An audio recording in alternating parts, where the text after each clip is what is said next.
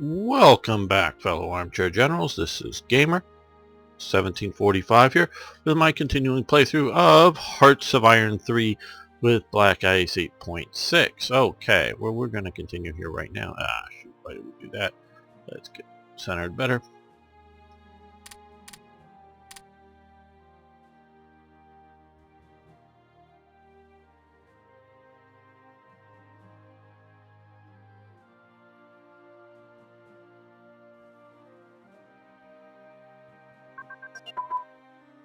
Okay. Let's adjust the sound volume just a little bit. Here.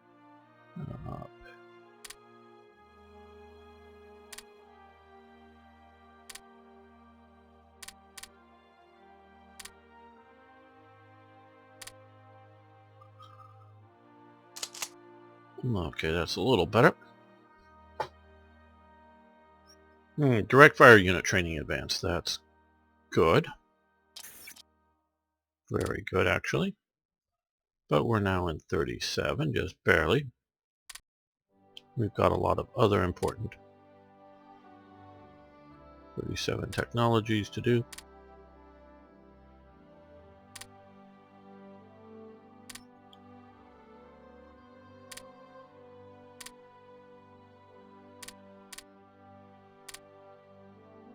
And of course I can't find any. No, I haven't found any yet, but got a lot of these here to do as well. Okay,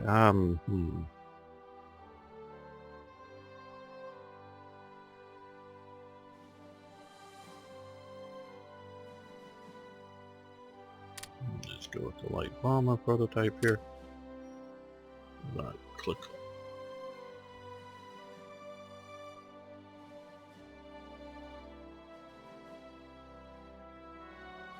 Okay.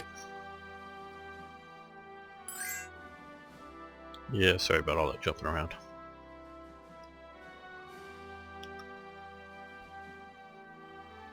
Japan. Give them a little bit of money for a little bit of raw materials. That'll be fine. Artillery unit command and control advanced.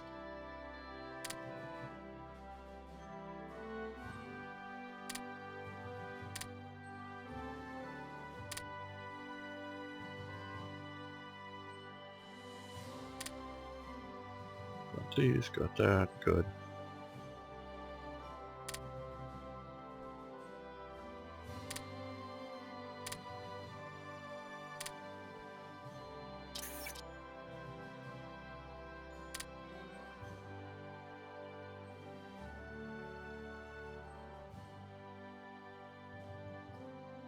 So producing lots and lots of ICs.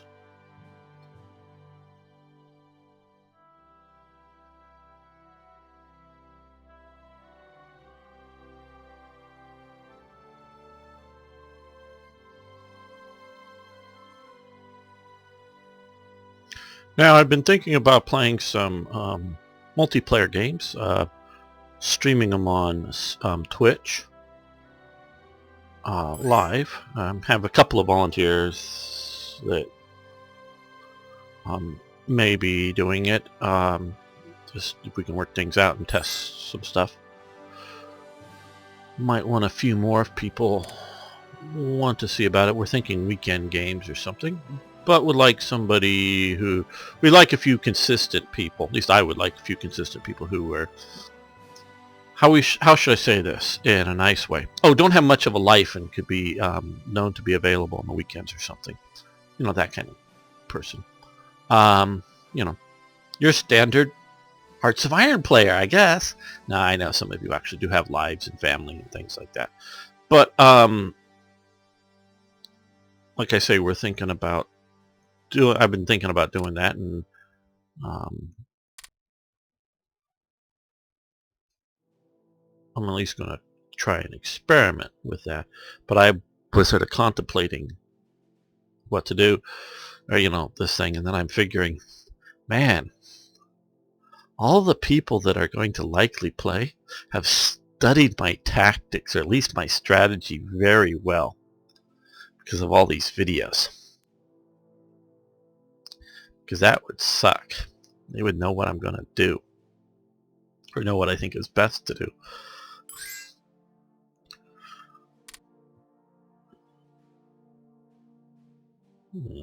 Decline, but let's see. Okay, we have a lot of money coming in. We have, oh man, I keep going a little too far up there to the edge. Okay, we need some more. So let's look through some of our likely allies. Can we get one from you? No. Okay.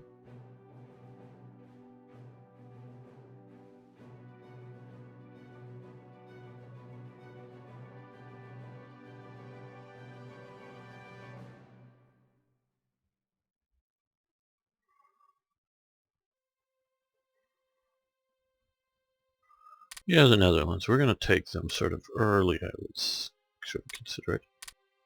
So let's see if we can...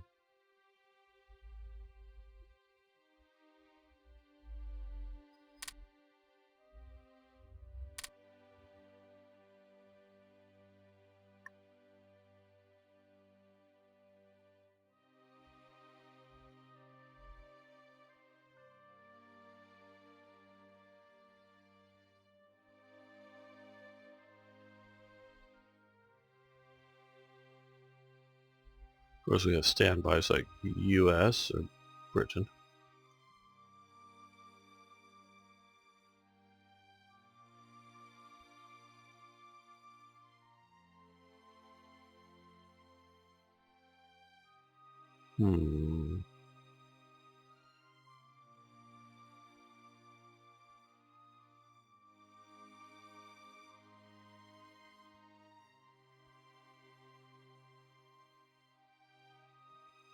Well, I guess we'll see about some from the Soviet Union.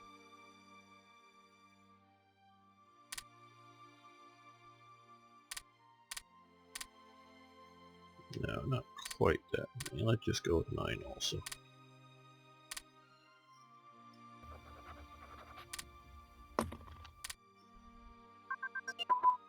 And aircraft carrier technology is improved. That's excellent. Just the basics, which allows us to start researching that now.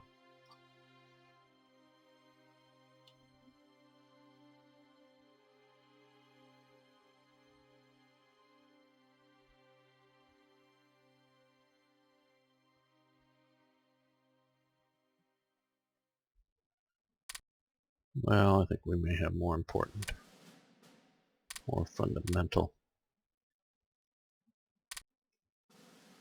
technologies.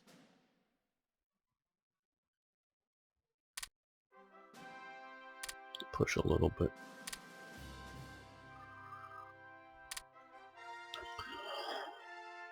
Because you all know that I, generally speaking, like to start the war in 1940 and then crush all my neighbors. And then I like to secure the Mediterranean next, before going anywhere else.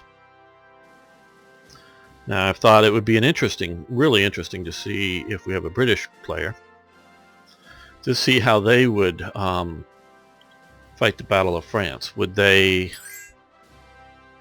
knowing that they're going against a human and not an AI, would they send the BEF in here, or, you know,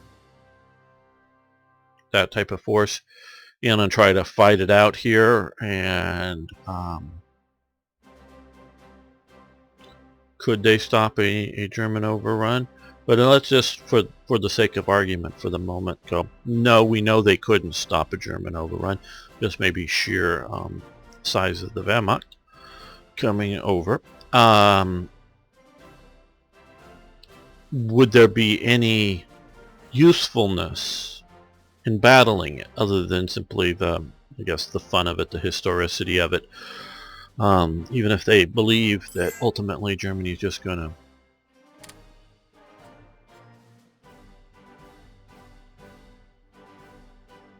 Okay, Cuba.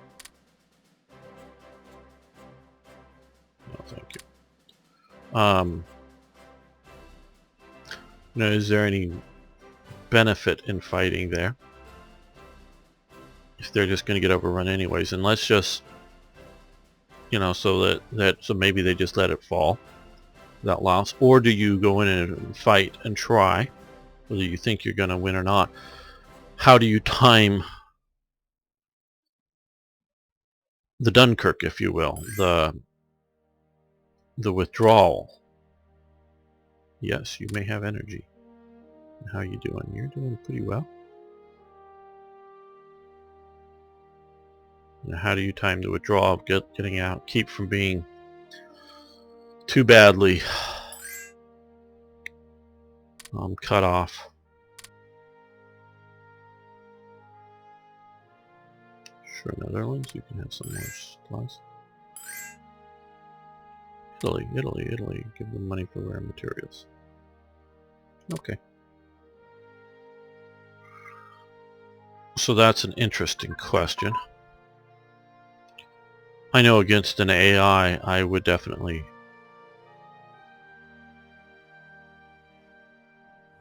try to fight it out.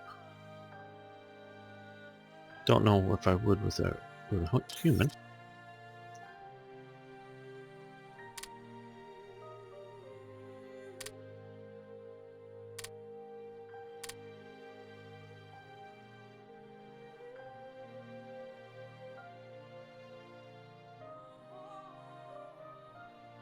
Because we, you know,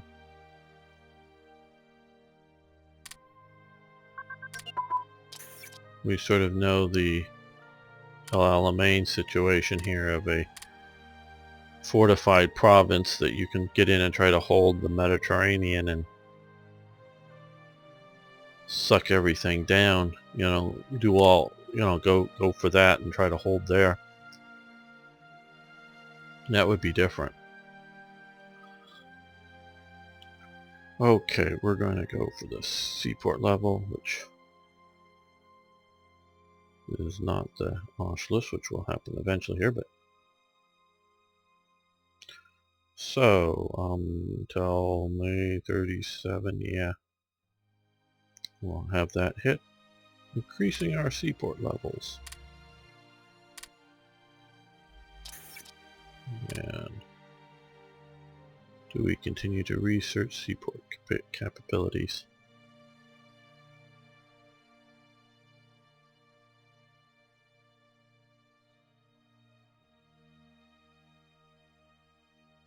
I think we're going to shift to something else here.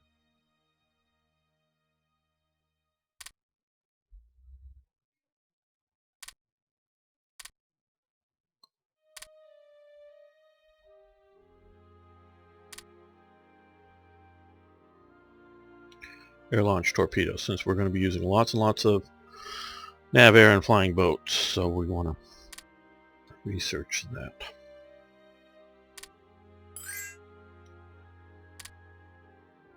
We would give them a lot of supplies for some money. Okay. Mentioning that supply situation.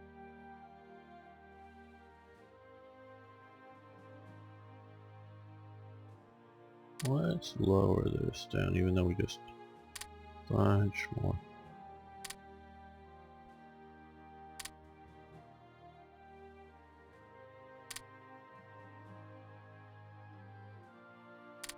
Up to that level there.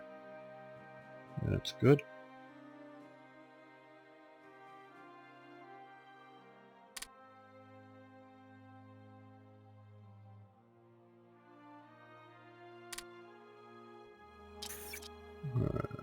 Now you need to be readjusted a little bit.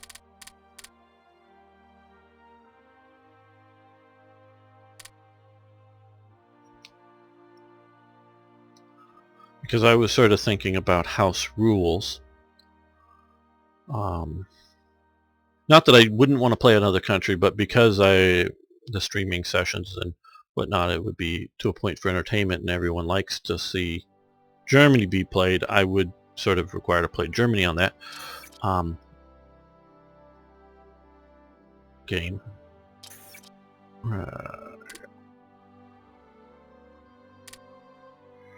I wonder how a good player would deal with Russia much better than the AI, because instead of trying to, hold every inch of the border and stick all your troops down there to get cut off, you could work with good defensive lines along rivers much better, um, build some fortifications, even just the little pillbox, cheap ones, and a few defensive lines around that could, really be sort of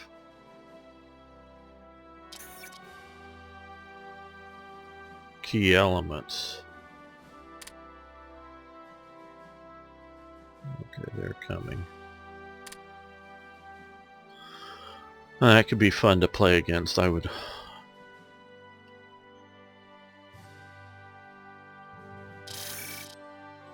Okay, another bra bag. Event? Okay.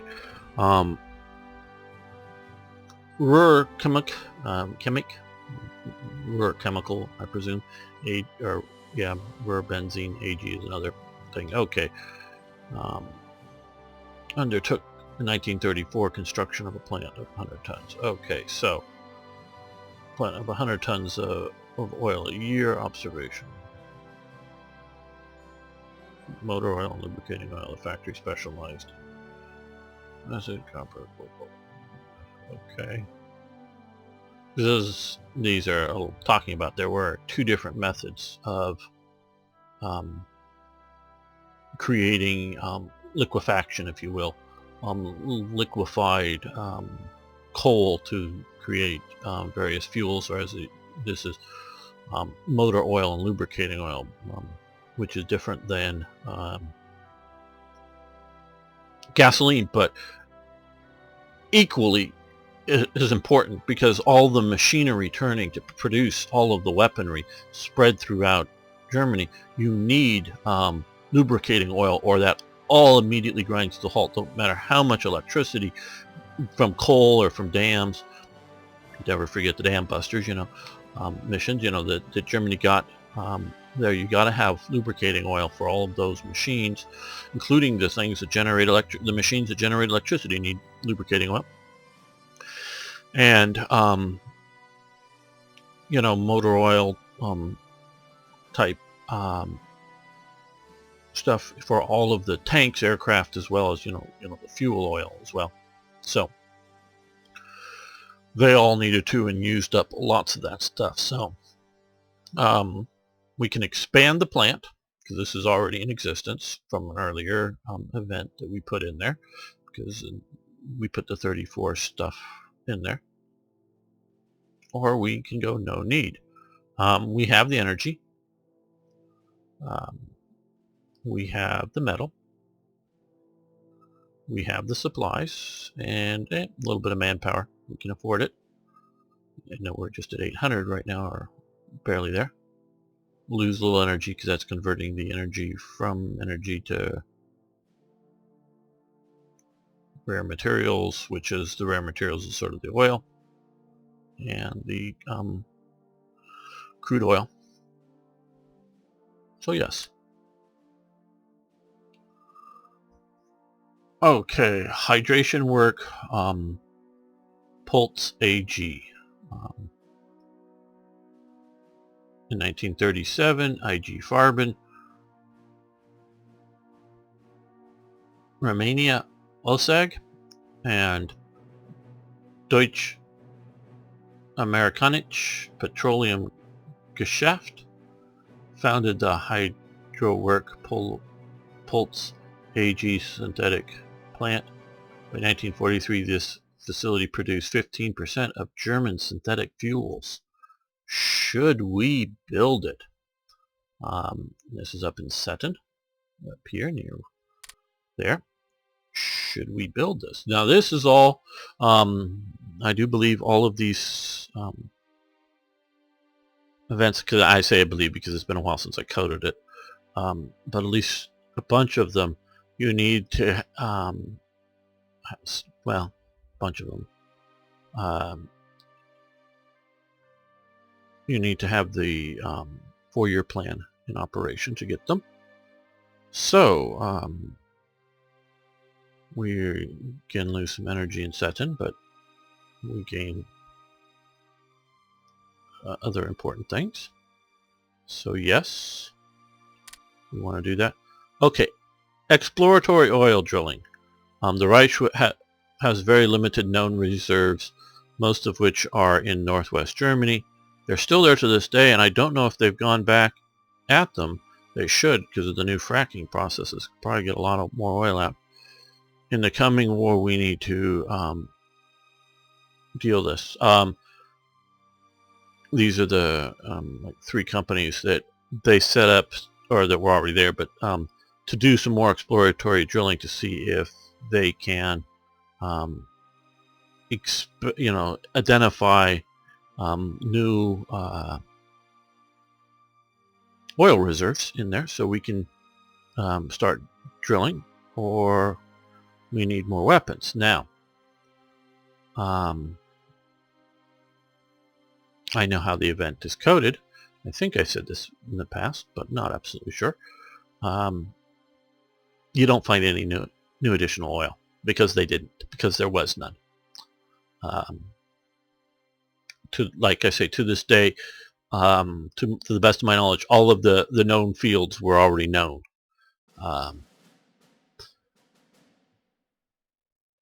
Let's see, how do I explain this? I'm trying to think. Easy. You can pump more oil out of a field quicker by literally putting pumps, the things that go up and down. In the American West, and a lot of those oil fields, you see the geysers rush out when they get them. They try to cap those off very quickly so you don't lose too much oil. And even the stuff that gets up onto the surface, they can still, I don't know if scoop up is the right term, but collect, strain out the dirt and other stuff if they do it relatively quickly, or otherwise it just sinks into the ground. A lot of that oil, because it's under pressure, will flow up naturally. That's sort of why I go back to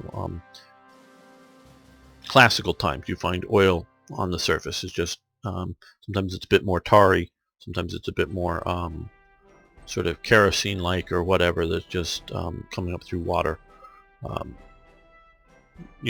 Water catching on fire kind of things. So it's under pressure under there. So you can just drill, and then depending on the geology of the thing, you can get a lot of oil out with no pumping. You drill, you cap, you set up a valve system to let it flow into various tanks, or tanks that either move away, or storage on the surface to then ship away. But eventually, at some point, you lose it coming up, because it stabilizes the pressure, or whatever, it stabilizes. Now, what happens is, if you then keep pumping, you can pump a lot of fuel out. Now, a lot of oil out. Now, it depends again on the geology. Near where I live,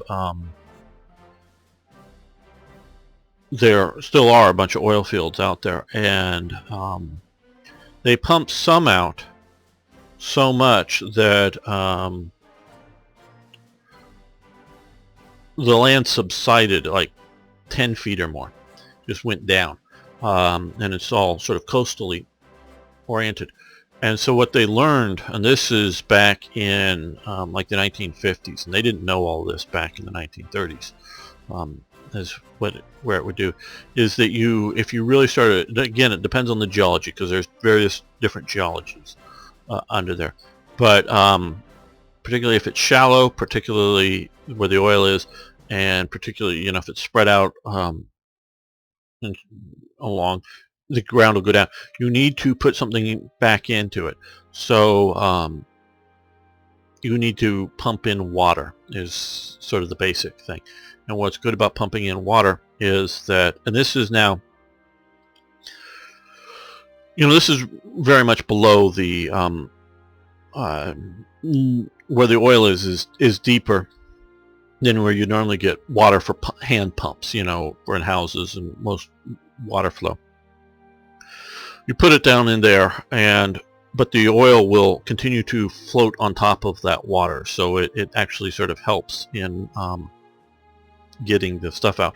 But also in its sort of nature, you need to, or it's better to put mud back in. And mud is a generic term, not necessarily for what you may think of mud on the planet, which on the surface, that's mixture of sort of rock and decayed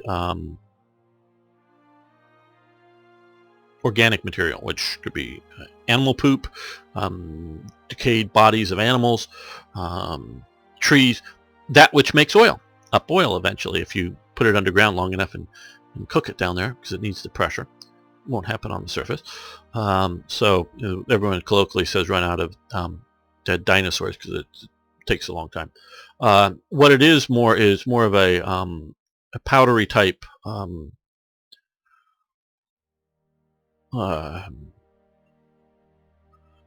clay-like, but it's powdery, that you pour into the water that you're pumping down in there. This sort of helps to make it a little bit more gelatiny, if I understand correctly, and so it helps in the stabilization process. And you need a certain percentage, so all that's going on. So, but you can suck a lot. The point is you can, if you have a known reserve of oil, like the Ploetsty oil, and you not drilling to find more oil, but you know where the oil is, but you just drill more holes and put more pumps on it, it just pumps it out faster and gets it back to the surface. And another thing that they've learned over time with oil is that there's a lot of oil out there, and there's a lot of oil that is intermixed with the because it's always in a sedimentary rock layers. It's not in volcanic rock layers, meaning it's not, you may go through a granite layer, but it's not in with the granite or with something that's come up with volcanoes. It's needs that organic material layer in it, but it will be diffused into the layer, so it's all under pressure. So by over time, if you create a void, or if you have some water that's under limited pressure, because you've just sort of maybe filled it back in, but you've not repressurized it, if you know what I mean by pumping it back down under heavy pressure, it will continue, because of the general pressure, the oil will seek out its least resistance, so it'll actually go in over time, refill the voids or semi-voids you've pumped it out now. And so we're finding a lot of stuff that they thought had been pumped out and cleared, I don't know, in the 1950s in America, and they've gone back in and re-explored some of these thought completely are functionally pumped out oil reserves, that there's a bunch of oil back there now. And so they've gone back in and often, because of the old rusted metal piping and whatever, they've had to just drill another well, or revitalize the current well, set up, and you can pump a lot more oil out now. Don't know how long that will last, but probably pump it out and then give it another 30 or 50 years for more oil to seep into these voids that are under there, because that's part of the element, is it needs to, for us to effectively get it out, it needs to fill in the voids. And with all of this, they're figuring out is why they do the fracking is to make that, as part of the fracking element at least, is to make that process happen much faster, is to fracture the earth down there and then have it the oil seep out faster. So that's just a quick explanation of some of the stuff going on with oil. So more drilling in Ploetzi will increase your output. This was exploratory drilling. Notice I did say exploratory oil drilling. And so they don't find any more, so we're not going to do that. Okay, the 1937 Berlin Automobile Festival in February through March there. And Bevo, which stands for Bevo, Ben Fabrik Erwald Voigtchester, BEVO, was one of the, not the only one, but one of the major machined, stitched cloth insignia manufacturers. So a little bit of metal, a little bit of energy, some supplies, and we'll gain an industrial capacity in Warpole, which I think, if I remember correctly, is here. And since they had none, this is an essential thing. You see, that's a pretty big factory, it looks like there to me. That's a period advertising sign for it. And for a little while we'll lose some percentage of our IC there. But yes, we'll take another IC. We gotta have our uniforms. Okay, the Deutsches Pathfinder von Südafrika, the Southwest African German Scouts.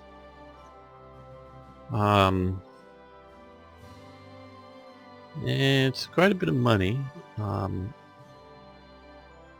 Yeah, we'll do that. That leads to something, I think, still. So, not as big as getting cores.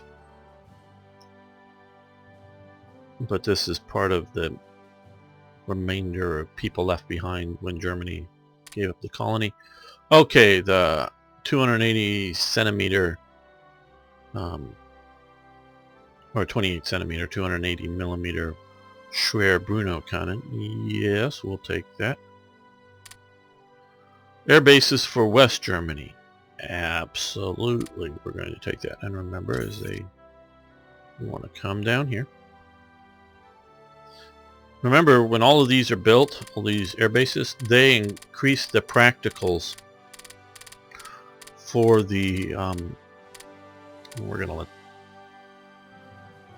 July 19th, yeah, we're going to let that sit down here, the artillery.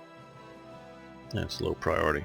We'll increase the practicals for the factories. So these are at 5.42, and then some later ones I've put in here are at 5.19.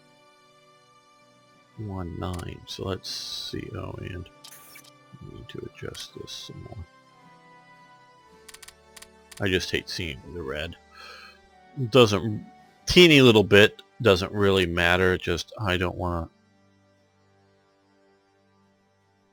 let it go and not have it, have it shoot up without paying attention to it. Okay. The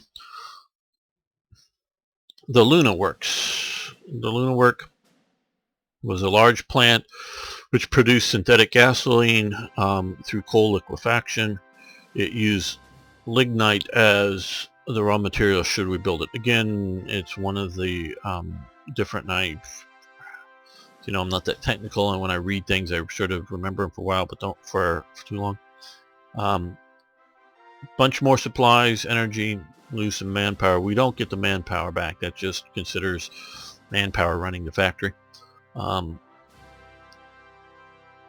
in Leipzig, yes, we will do this. And all of these were either in existence or being built around this time from my research. Okay. We have a 50-50 chance for current. Okay, more money. Revolt risk. Okay, we're not worrying about revolt risk at all right now. So,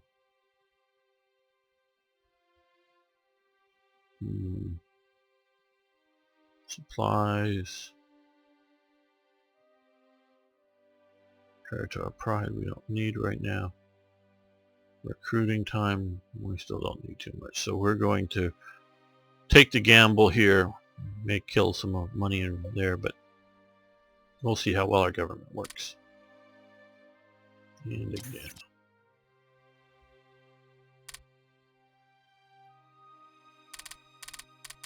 Let's go up a little bit. I don't want to go full number, but full regular number. Okay, now we're down at 5.19 for those, and for all of those factories. Okay, so they've all got readjusted. Good.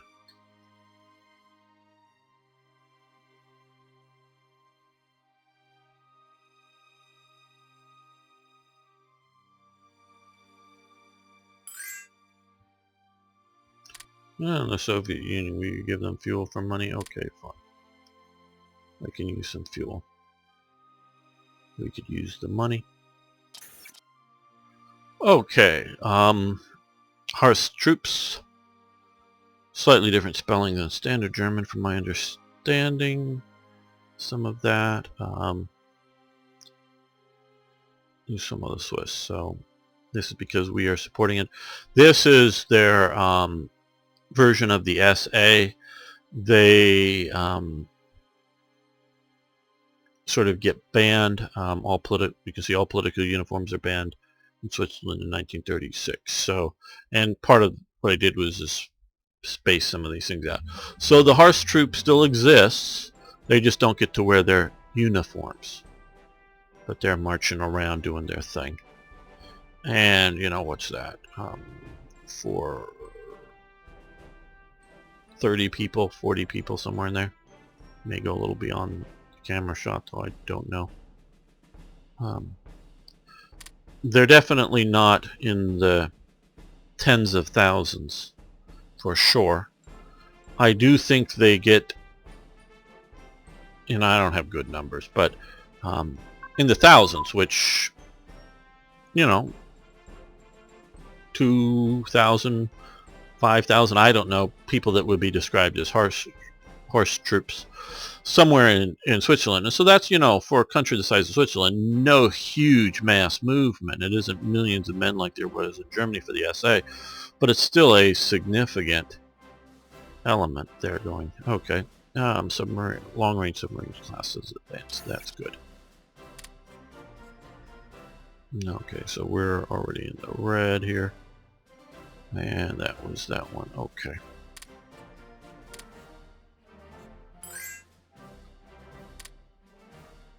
Yes, we'll give you energy.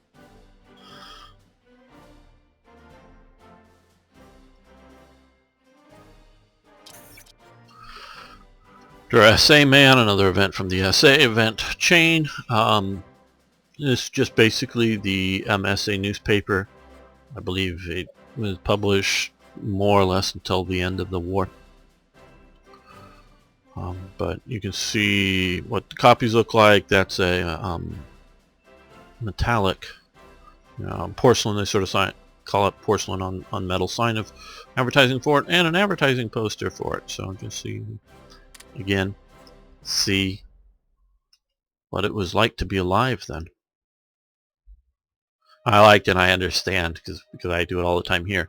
It was one of the people really thanking me for the mod, and it really makes you feel like, you know,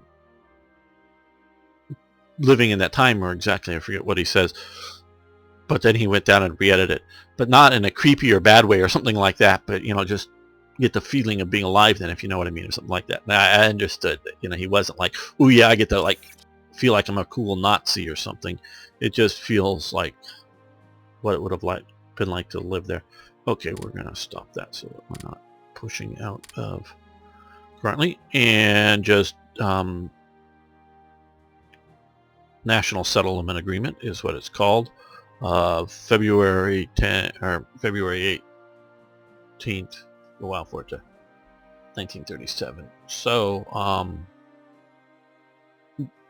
this is a attempt to deal with the different ethnic minorities in Czechoslovakia. So, which hurts our attempts. We just saw the report of it. There was an effect, again, for Czechoslovakia. It's sort of a mitigating element. And not good for us. Okay. Naval bomber prototypes. Okay, that gets grayed out. Now, we also got small caliber tank guns, it looks like. We're going to stop that. But that allows us to do medium armor designs, which we very much want to do. And we now have extra research capabilities.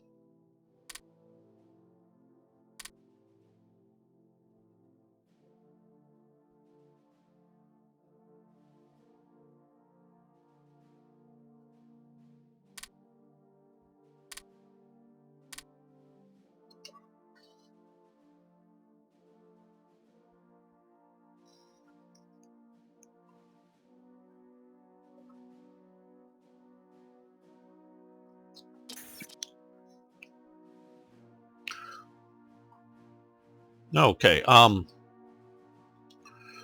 again, one of my serious objections to Hearts of Iron 4 is that they, in my opinion, did a piss poor job with their generals. You know, give them all at once, and bad uniforms. Have you seen the Rommel uniform? Oh God, that's a god-awful uniform there. They didn't seem to want to redo them after they made them. It's sort of a mashup of several different Rommel stuff together that he would have never worn. Yeah, I know I'm a uniform perfectionist when it comes to Germany because I'm a collector. But whatever.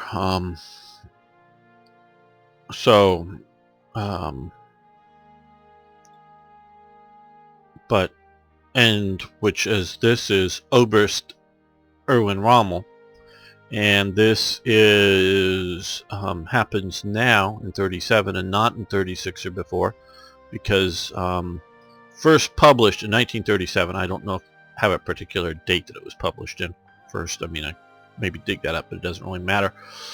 But March was fine, or whatever it's set up. Is when Colonel, because that Oberst is Colonel, if I'm not mistaken, Rommel. So he's not a general until much later. Published his book Infantry Attacks, and I've read it, I would say, at least 3 times. I know I've probably said this before. I don't know. I still have a book or 2 in my car, but I normally used to keep in the day. Now I listen to audiobooks when I'm driving around or have extra time, but I used to keep, several books in my car for reading. Had a friend who was always late to things, whether it was 10 minutes or half an hour, could read, or other time, any time to kill. One of the books was, after I'd read it a couple of times, was Infantry Attacks. And I just marked my place and put it in the car. So don't know exactly how many times I read that book, but really good book. Highly recommend it. If you are at all thinking about going in the military, get the book. Yes, it makes Rommel look good, but I think at heart it's ultimately true. It's sort of, giving Rommel sight of things being a World War I officer. And you see his weaknesses. Okay, he talks about his weaknesses. Particularly, he was ultimately in a Bavarian regiment. I don't know if that, I think that was also in, because the old Imperial Army was all sort of regimental like the British Army, and it was, the because they're the king of Bavaria and the various elements of the army. So, but I'm pretty sure it was all Bavaria. But he did change units sometime, I think, if I remember correctly.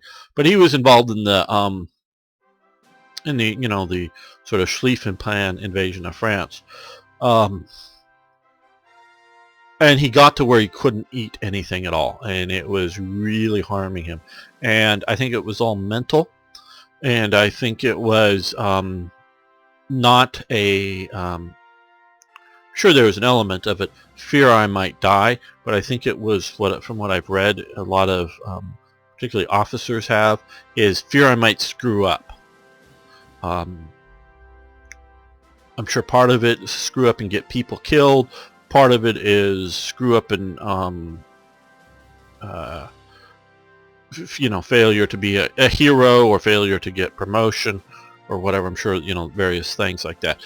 But he's just a total mental wreck through the whole Lowlands campaign, and he's pretty honest about that, if I remember correctly. A lot of anxieties there, and eventually wounded, and then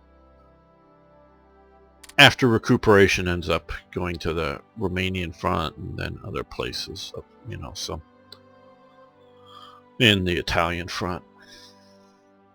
But very good book. Highly recommend reading it. It's at least in the English version that I've read, is easy read.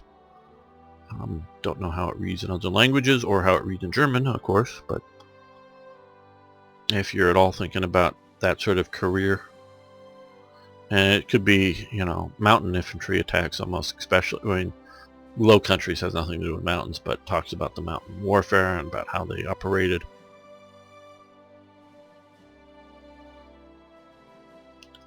And so that's his path to fame. He in World War One, like I say, he was, I think you'd be interested in this, involved in the Low Countries initial campaign, gets wounded, trying to remember, then gets shifted to to a German unit supporting the Austrian war against the Romanians in the mountains here, in the Carpathians, or whatever. And then later the unit gets shifted over to the Italian front, and the Einsanzo campaign, God, I'm butchering that, back and forth, one of them around here. And in one of the battles, the first unit to the top of this particular mountain that the enemy had occupied, you'll get a blue max, the Pour le Mérite. Rommel gets there first with his unit, and I think he does well, and I don't think he's throwing away man's lives, but he is definitely trying to achieve that award. Then it sort of gets, and again, I don't know if it's ever really clear, gets awarded to somebody else, meaning somebody else gets credit for it. But I think it's clear that from the evidence that it's Rommel that was up there. So he fights to get that award for a while, letter writing campaign or whatever. And then it is awarded to him, I do believe, before the end of the war, because there's no Pour le Mérites after the war, because that goes away when the Kaiser goes away. So he gets that medal, so it sort of makes him famous, but it also rubs some guys the wrong way, because he's sort of a pusher, a comer, not part of the old gentlemanly class. He's not a Vaughan. So, and I think it did go to a Vaughan. But so he gets his Pour le Mérite. So he's sort of well known, but not widely well known, and I don't even think widely well known within the army. Just he's sort of compared to a lot of other, how many thousands of majors and colonels and whatnot were there in the German army at the end of World War One? He's a notable one. Excuse me, but compared to so many anonymous ones, but not a very big one. Well, he writes the book Infantry Attacks, gets it published in 1937, and that, because it is such a good read, it gets out there and it gets his name out there, and it is a good tactical book to and it's all company level and below stuff, basically, if I remember, because I don't. Yeah, it's basically all company level and below. Maybe a little bit battalions, but so it's really good to to if you want to have that kind of job to read the book. So it gets sort of popular, and of course it makes him really look really good. Well, that sort of gets him noticed by the Nazis. So I'm trying to remember the order. Then he is placed as if I remember this correctly, as the head or primary or top leader of the army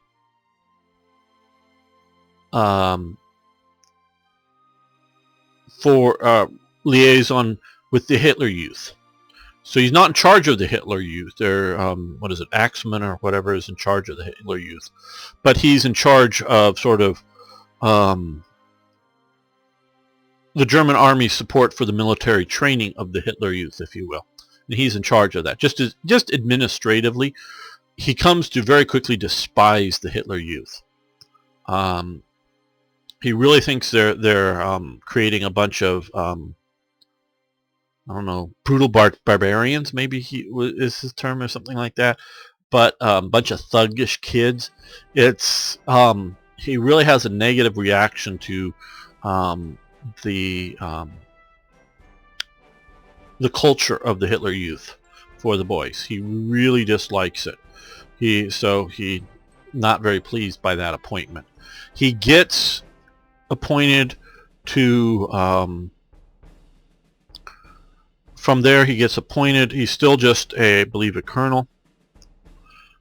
He gets appointed to be in charge of Hitler's army bodyguard. Not his SS bodyguard, but his army bodyguard. And so he is spending a lot of time around Hitler, talking to Hitler, getting to know Hitler. And of course Hitler, I don't know if Hitler ever read his book or not, but Hitler's obviously very well aware of his book. So talks about it. And this is where Rommel, because he's around, this is I think around 39, because Rommel has no command during the Polish campaign. But he's sort of whispering in Hitler's ear that he'd like and how he would run a Panzer division, because his book is all about infantry attacks and mountain warfare, which I know we're sort of, well, wrap this up pretty quickly here. This is where you'd think he would be put as one of the better mountain warfare generals.